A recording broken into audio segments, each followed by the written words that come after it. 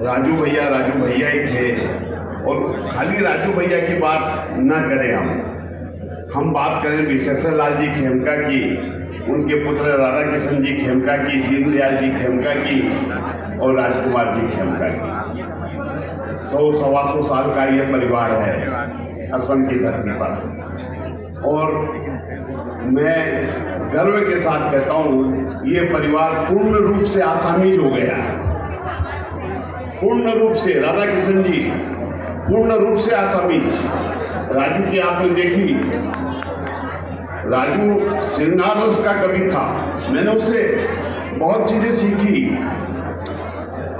और उसके पास में जो आज भी उसके पास में जो धरोहर है, मैं भाई मेरे भतीजे नितिन खेमका को बोलना चाहूंगा कि उस धरोहर को संभाल के रखे।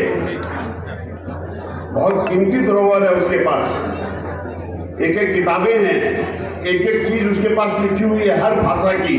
आसामी भाषा की लीजिए, राजस्थानी भाषा की लीजिए, हर प्रकार की किताबें हैं उसके पास। और वो जब हम लोग बैठते थे तो वो मुझे एक कविता सुनाया करता था, आसामी भाषा में कविता सुनाया करता था। मोय अफमिया न हो दुखिया, कितनी बढ़िया भी आप लोगों ने देखा होगा।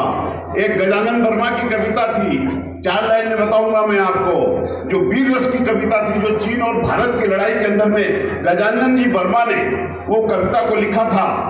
और उसको राजू खेमका जो है कितनी प्यार से गाता था, और मैं साथ में गाता था। गाने के बोल सिर्फ 4 लाइन देखिए कि सुन दिखना दी बादली। सुन दिखना दी का मतलब वह दक्षिण की बादली को कहा गया है कि सुन दिखना दी बादली उतराते छेड़े जाए और बीव जठे रण में जूझे बाने हंस बतड़ाए।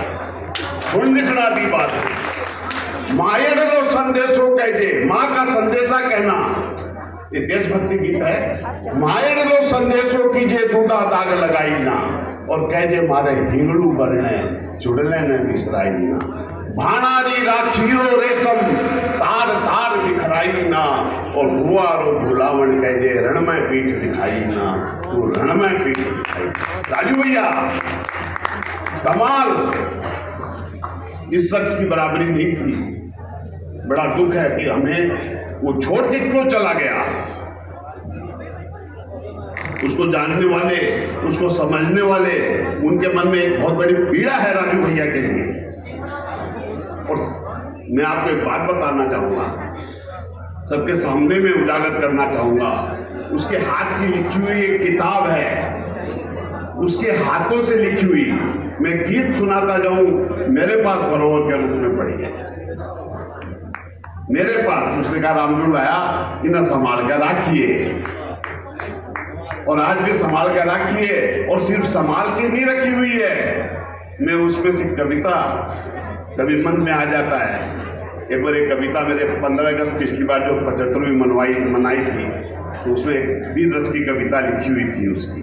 झुक्यो ने झुकसी हिमालय और राजस्थानी नारो, झुक्यो ने झुकसी हिमालय और राजस्थानी नारो, गाने के बहुत थोड़े दिमाग से निकल। ये कविता मैंने और उसको फिर मैंने झंडे के नीचे गाया था जंगल के अंदर। तो ये एक राजू खेमका की बात, बहुत सी बातें हैं, क्या बोलूं क्या नहीं बोलूं, और भी हमारे कार्यक्रम हैं, लेकिन सिर्फ 2 लाइनों के साथ मैं मेरे वक्तव्य को समाप्त करूंगा।